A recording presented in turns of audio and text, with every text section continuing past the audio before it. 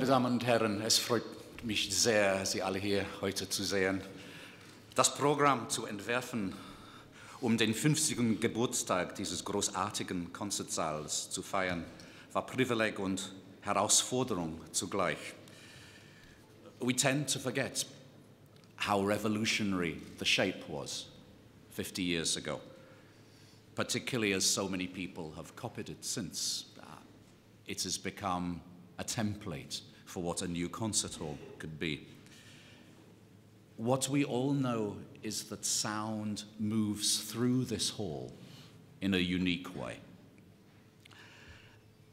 And over the years, of course, I've had many different experiences of this, but I will never forget when Peter Sellers told me, as we did our production of the Matthew Passion, you know, Simon, for the most difficult chorus in the piece, I've sent everybody to the furthest edges of the hall there could be. And I begged Peter not to do this.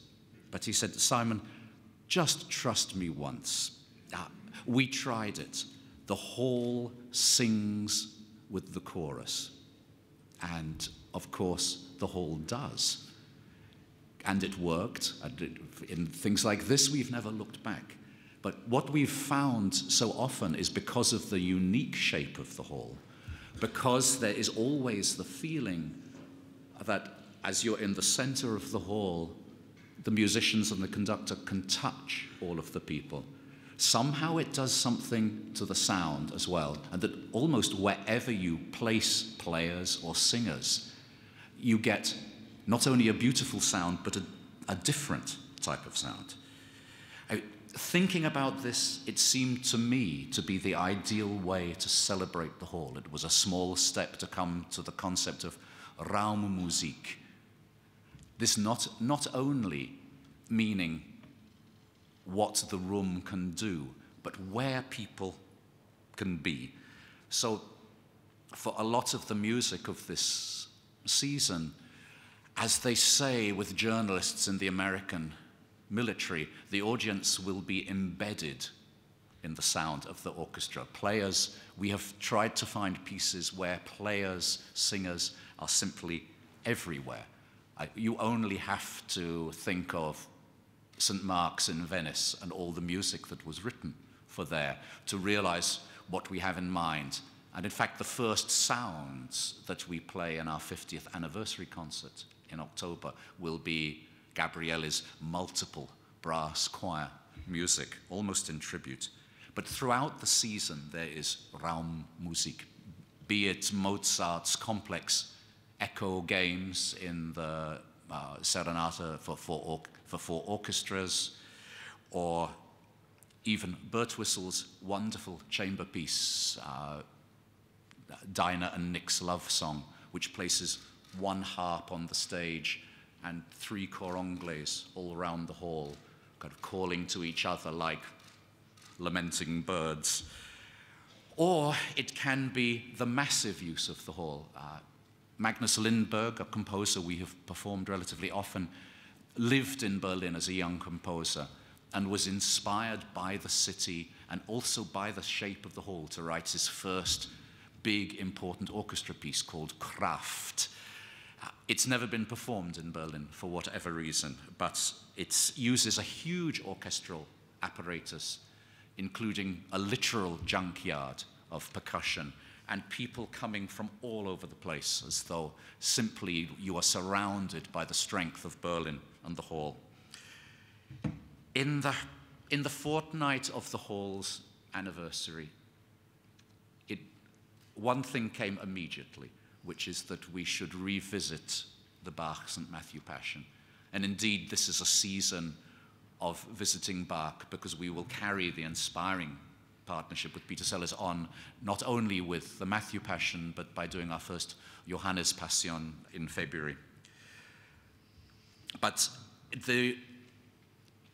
over this week, there will be the Gargantuan, there will be Berlioz's Symphonie funèbre et triomphale, which was written to be performed in Les Invalides, and so unsurprisingly has never been performed indoors in the Philharmonie. But we thought, what a wonderful way. We can not only use our entire orchestra, but also the wind sections of 3 other orchestras to join us. If you can't get tickets for the concert, you will probably be able to hear it from almost anywhere in Potsdamer Platz if you just open a window. Also, we will perform Schönberg's Gurrelieder, which is what would we call it? An infrequent, expensive, but very, very welcome guest, just to show what the hall can take. And at the other end, in the Matthew Passion, the music for a tenor and a continuo, or the endless trio sonatas which make up the heart of this orchestra, of this piece, show exactly what the hall is and what the wall, what can be heard, and what new perspectives it gives us on all the kinds of music that we play here. This year is also the 150th birthday of Richard Strauss, another man who was deeply connected with Berlin, both as composer and conductor. And we will play many, many major works of his throughout the second part of the season. Among those concerts, it's terrible to single out anything, but we are very glad, after a far too long gap, to welcome back Lorin Maazel for one of the All Strauss programs. And our last indoor concert of the year brings together, hopefully, the 2 threads in the first half. We will play first Ives' Unanswered Question, and for once in this building we can actually place the orchestra as he had wanted it. He wanted the strings to come from the ceiling, and he wanted the trumpet who asks the question and the woodwinds who are unable to answer them, placed all over the hall.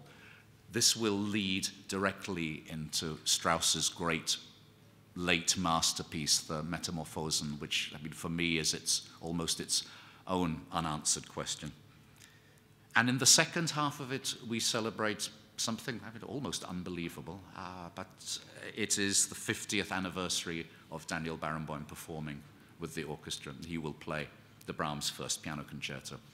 So that will be a wonderful way to end the season. While we look at these anniversaries, it's also Bernard Haitink 50th anniversary with the orchestra, and he asked particularly to play Bruckner Fourth, and particularly to have Emanuel Axt as his soloist. And to be honest, we would give any birthday present to Bernard. It's wonderful he asked for something so modest. Invidious thing to pick out concerts in a season which is so rich. But one thing I must particularly pick out, after his simply unforgettable Beethoven Fifth of last season, Nicholas Harnoncourt comes back again. I made the mistake of going to hear the Beethoven Fifth just before conducting a late night concert. And all I can remember is I was still shaking throughout the late night concert, really hardly able to stand still. But he said, I am getting older and my energy is less. I don't know how many more times I can come to you. This might be the last. Can we do something important? And so we came up, I think it was 27 seconds after that conversation, with the idea of the Schumann-Faust scenes, something he has always wanted to do here, one of the things closest to his heart. Now, I mean, Nikolaus has more energy than me and my 4-year-old and 8-year-old sons put together, so it's hard to believe that we may not see him after this or again. But I think this will be a very, very special evening for somebody who has meant so much to the orchestra and so much to our musical life in every way. I mean, there is none of us who have not learnt so much from Nikolaus. Debuts. In a way, my favorite debut of them all is one that you might think is a little bit too late. Just after his 90th birthday, Menahem Pressler will come and play for the first time as solo pianist with us. Of course, he's well known and loved here for many years as the pianist of the Beaux-Arts trio. Now, in this, Indian summer isn't a good enough phrase. This extraordinary man has started playing concertos with orchestras, and it is just, I'm so jealous. Happy for Semyon Bychkov, but jealous that he does it. This will be an unmissable occasion with this great, great musician making his debut. And we will certainly plan his 100th birthday concert immediately. 3 debuts as conductors: Reinhard Goebel, one of the doyens of the early music world, one of our greatest musicians, who's already worked with great success with our academist, and will play a fascinating program, including the Mozart for orchestra piece. Karl-Heinz Steffens, our much-loved ex-principal clarinetist who is making such an impact on the musical world, will come for the first time with a wonderful program of Zimmermann, Beethoven, and Schubert, and a brilliant young conductor, Krzysztof Urbanski, of whom we have all heard so many wonderful things. Exciting debuts. For me, my own little playground, the late night concerts, atmosphere which we love and transforms the hall into something else. 3 concerts. Just before Christmas, I decided I would do a kind of exploded big band concert.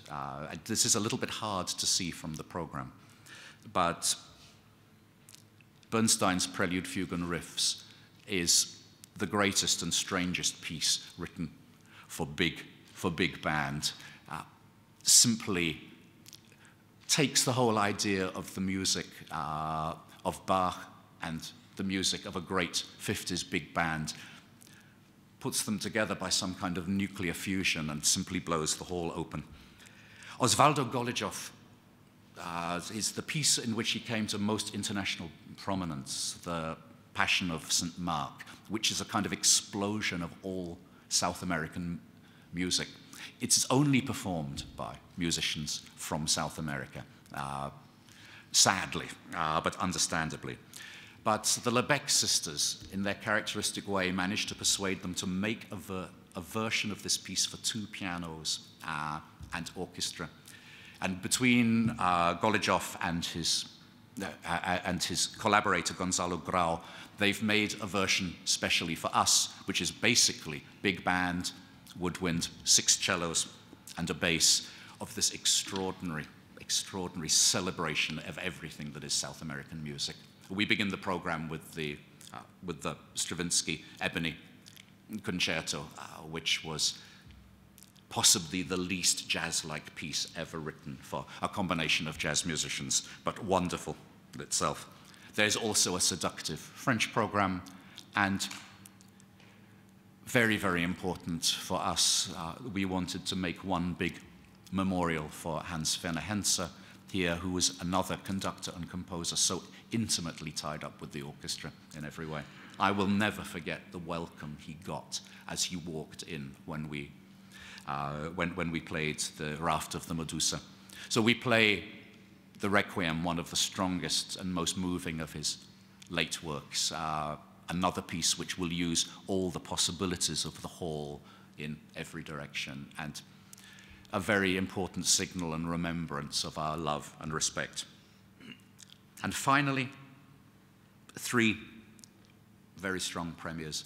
Wolfgang Riem will write a premiere for the anniversary of the hall, and composers often like to be given some kind of line or some kind of restriction. You know, one remembers how happy Ravel was at only having the left hand of the piano. With Wolfgang, he said, "Is there anything you would really love?" And I said, "Well, can I make your life very difficult? We are performing the Matthew Passion staged in this week with 50 musicians from all over the orchestra. Could you write a piece for all of the rest of them? Meaning, you can use as many clarinets as you like, but you can't use any oboes. You could use, etc." And he said, "How absolutely wonderful. I will do it." The next day, because it's not finished, but he thinks and writes very quickly. I got another message saying, oh, is it okay? May I have 7 clarinets? And I want to place them all round the hall. So he said, whatever you like. So bless him. Hans Abrahamsen, also interestingly connected. He was very, very well known in the late 70s, early 80s, particularly because Hans Werner Henze supported him so strongly and played a number of his early works here. He's now, I would say, the most distinguished of the Danish composers. He had a real composing crisis, and unlike some composers who carry on just writing through it, he stopped, has now started again, and is writing a piece for the orchestra with Barbara Hannigan, the soprano, as soloist, based on a book by Paul Griffiths, which I always loved. It's called Let Me Tell You. And it is basically, it is Ophelia talking in her own words, using only the words Ophelia uses, which are less than 500 different words. What I remember is some of the words she does not use are very common. But it's another answer, it's another way in which somebody has put restrictions on themselves and come out with a new kind of poetry. Anybody who's seen Barbara Hannigan's performances here will know that to play Ophelia won't even be acting for her. It should be an astonishing piece. And finally, Georg Friedrich Haas, who we played this season, one of his big masterpieces, In Vain, where Martin and our wonderful hall staff managed to make our hall as close to pitch black as was legally available, was something all of us involved will never forget. And so we are very, very curious what he will turn up, curious and nervous, what he will turn up with for the orchestra. But one of the things that I most love is hearing a piece being born, hearing the first sound of a piece that has never gone out into the air. It's a wonderful letter of Bartók writing about music for strings, percussion, celesta. I can't wait for the first rehearsal because I have simply no idea what it's going to sound like. You know, it's so wonderful when a composer is so honest. Mostly they tell us, oh, we know everything. So these will be 3 great moments for us. And I hope then there are not too many more unanswered questions for you. I hope you enjoy the season. Thank you for listening.